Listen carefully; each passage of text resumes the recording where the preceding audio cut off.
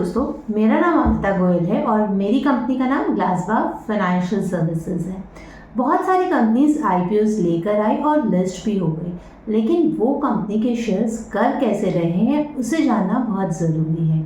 आइए हम ऐसी ही एक कंपनी के बारे में जानेंगे जिसका नाम है Afcons infrastructure limited. Afcons infrastructure Shapoorji Pallonji group की एक कंपनी है जो कि कंस्ट्रक्शन में है और इंफ्रा में इसने काफ़ी बड़े बड़े प्रोजेक्ट्स लिए।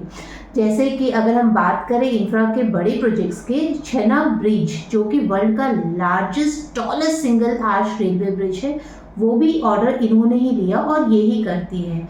काफ़ी बड़ी कंपनी है और इंडिया के बहुत सारे बड़े इंफ्रा प्रोजेक्ट्स एफकॉन को ही मिलते हैं।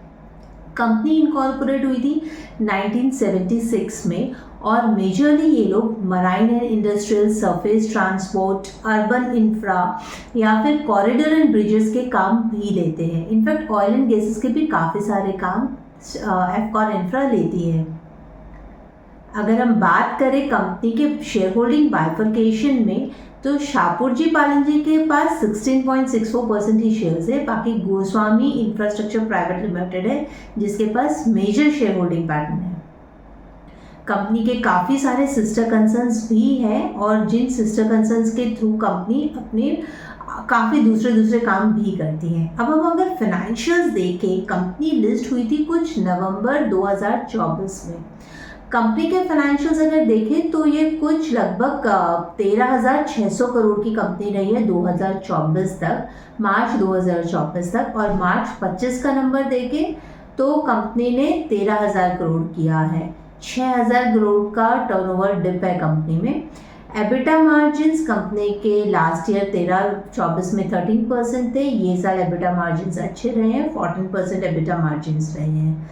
पैट मार्जिन कंपनी का कंपेयर करें तो पैट मार्जिन भी बेटर रहे। पैट मार्जिन 4% रहा है। एब्सोल्यूट नंबर में बताएं तो ये कुछ 4,867 करोड़ का पैट मार्जिन रहा है।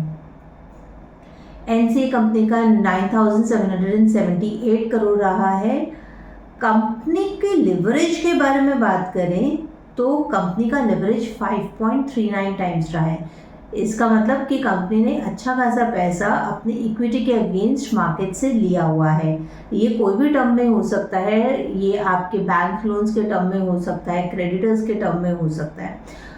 कंपनी का पैसा क्योंकि काफ़ी सारे इंस्टीट्यूट्स के ऊपर, गवर्नमेंट इंस्टीट्यूट्स के ऊपर डिपेंड होता है या जिनसे इनको ऑर्डर मिलता है, तो 90 दिन के अंदर कंपनी का पैसा आता है। यहाँ पे देखिए क्योंकि ये कैपिटल इंटेंसिव इंडस्ट्री है तो यहाँ पे कंपनी का बहुत सारा पैसा इन्वेंट्री में भी ब्लॉक होता है और इनकी इन्वेंट्री साइकिल है कुछ 112 दिन की, जो कि 2025 में इम्प्रूव हुई है। लास्ट ईयर ये 147 डेज की थी। लिस्ट हुई थी ये कंपनी 440 से लेकर 463 रुपये तक। अगर अब हम इनके फाइनेंशियल रेशियोज पे देखें या क्या डिफरेंस आया है लास्ट ईयर से अब तक, return on equity majorly same company कर रही है। अगर ऑपरेशंस मार्जिन भी देखें तो बेटर हुए हैं कंपनी के। वर्किंग कैपिटल साइकिल डेज कुछ इंक्रीज हो गए हैं 64 डेज से 115 दिन, यानी कि या तो कंपनी का पैसा इन्वेंट्री या फिर डेटर्स में स्टक हो रहा है। अदरवाइज कंपनी अच्छा कर रही है। इक्विटी कैपिटल भी जंप हुआ है कंपनी का, जो कि 341 करोड़ से 368 करोड़ तक गया है। ऑर्डर बुक कंपनी के पास बहुत ही अच्छी है, 36,869 करोड़ की ऑर्डर बुक है और ये बिल टू बिल पे काम करती है। यानी ऐसा नहीं कि आपने ऑर्डर दिया और वो उसके अगेंस्ट कुछ भी माल लिखवा के ले लेगी, ऐसा कुछ नहीं है। बिल क्लियर होगा तो कंपनी आगे काम करेगी। इसका बुक टू बिल रेशियो बहुत ही अच्छा है जो कि 2.9x है। फाइनेंशियल ईयर 25 की बात करें तो इनको नए ऑर्डर कुछ 15,960 करोड़ के आए हैं। अपने ही सेगमेंट में ये एक बहुत बड़ी कंपनी है और ये 10th largest global marine contractor है और ब्रिजेस में ये 12th नंबर पर आती है। Profitability, order book, capital efficiency, market position, इन सब पर ये कंपनी नंबर 1 पे है। बट अगर ग्रोथ रेट की बात करें तो कंपनी में वीकनेस क्या है? कंपनी का आप देखोगे कि ग्रोथ रेट कंपनी बहुत 25%, 30% से भी नहीं बढ़ रही है। टर्नओवर कुछ 3 साल से इस कंपनी में स्टेगनेंट है। रिटर्न ऑन कैपिटल एम्प्लॉयड अगर हम 22 से अगर कंपेयर करें तो वो डिक्रीज हुआ है, 14% से लेकर 11% पे आ गया है। कॉस्ट ऑफ बोरोइंग कंपनी की हाई है और हमने वही लिवरेज रेशियो भी देखा जो कि बताता है कि कंपनी की cost of borrowing actually high है। पीयर टू पीयर कंपेयर करें तो रिटर्न ऑन कैपिटल एम्प्लॉयड कुछ 19.5% रहता है इस कंपनी का। वैल्यूएशन के बारे में बात करें तो पीई कंपनी की है 33.6 और प्राइस टू बुक रेशियो है 4.29 का। कंपनी ओवर सब्सक्राइब हुई थी और ये ओवर सब्सक्राइब कुछ 2.63 पर हुई थी, लेकिन आज की तारीख में कुछ मेजर चेंजेस नहीं देखते हैं हम कंपनी के शेयर प्राइस पे।